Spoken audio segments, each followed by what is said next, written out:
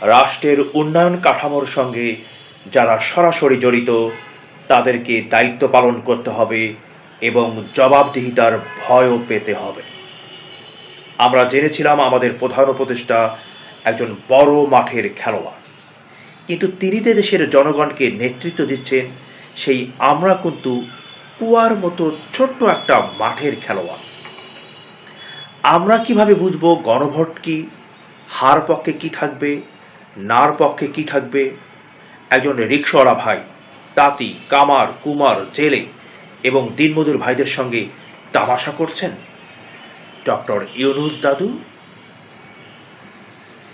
আমার বড্ড বেশি খারাপ লাগে যখন আমাদের শরীরের নিংড়ানো কোটি কোটি টাকা দিয়ে কমিশন গঠন করে ভুল সিদ্ধান্তে উপনীত হন।